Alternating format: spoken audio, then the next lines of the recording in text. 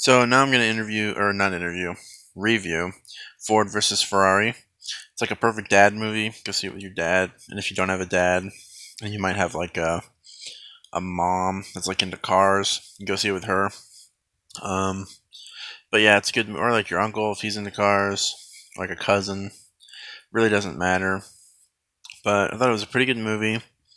I mean, I'm just going to go ahead and give it like an 8 out of 10 right now. I mean, other than Once Upon a Time in Hollywood, which is like the only like movie I'd liked that I'd seen up to this point. I think this was probably. I think I saw Joker anyway.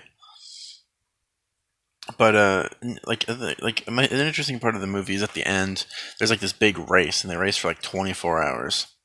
But I thought some of the sort of little touches they put in the movie were kind of annoying. Like,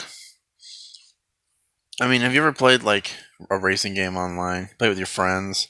What do? You go full throttle and you run your friend Dan off the road until he gets pissed and quits.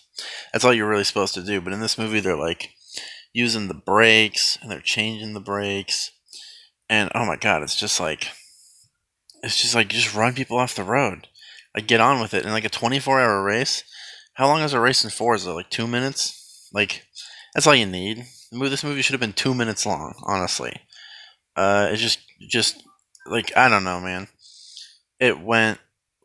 I mean, if it was like 3 or 4 minutes, I could understand, but fucking 2.5 hours.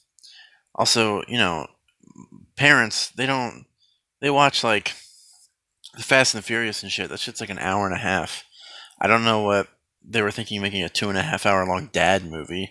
Dads can't even stay awake for 2.5 hours, like in one go. Uh, so yeah, I'd probably knock it down a couple points for that. But as a movie, I thought it was pretty good. And yeah, Christian Bale was supposed to be in it. They must have just fucked up the like credits because he wasn't in this movie at all. There was like a British guy. I don't know who played him. I think they swapped the actors last minute and they forgot to change the name. But yeah, anyway, Ford versus Ferrari, 8 out of 10. That's it for this one.